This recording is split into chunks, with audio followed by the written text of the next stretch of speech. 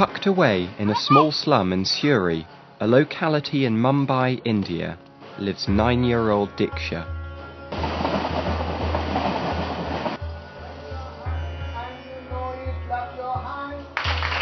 At school, Diksha, whose favourite subjects include Marathi and English, dreams of being a doctor when she grows up.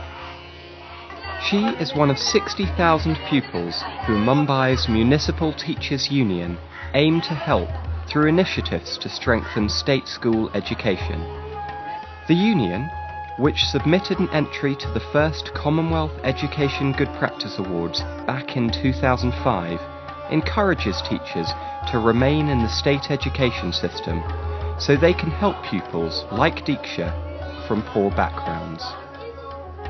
RAMESH JOSHI, General Secretary of the Union, explains that they implement projects to encourage and train teachers so they are effectively able to help the pupils in their classrooms. Through our school adoption program, we try to impress upon teachers that look, you have to make your school a kind of a center for the community's participation. For that matter, a teacher is required to give more and more of his time to the class and to the students. These students coming to the public school system, they have only education pertaining to their education in the classroom. They don't have any supportive education system like say tuitions or the coaching classes or any other use of guides and all that. So whatever a child learns in the public education system's class is the only education a child is subjected to get. The Commonwealth Secretariat launched its first Education Good Practice Awards after education ministers had recommended such a programme to recognise and acknowledge good practices in education throughout the Commonwealth.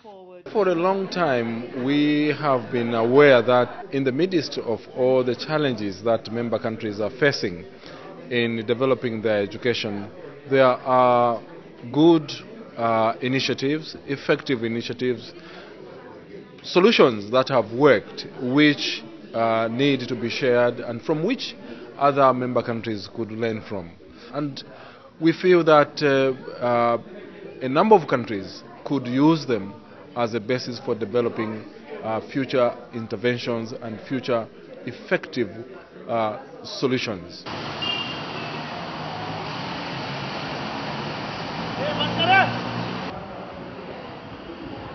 The union went from working with teachers in 45 schools in 2001 to 122 schools in 2005 to 6, with around 2,000 trained teachers covering 60,000 pupils between the ages of 6 and 14 years.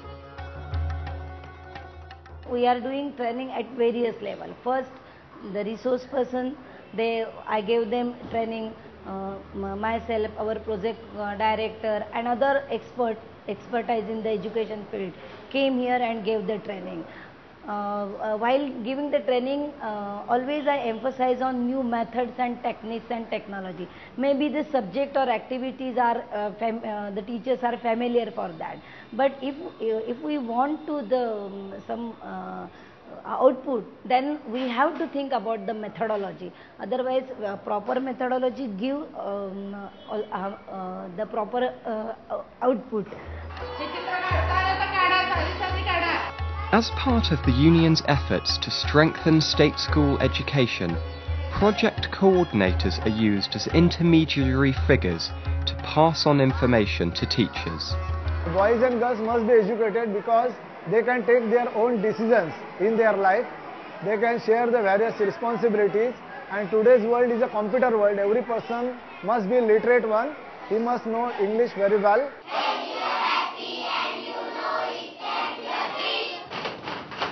The union continues passing on information to teachers like Mr. BORKAR so they can continue to have a positive impact on the state education system and on the lives of pupils like Diksha as she works to realise her dreams.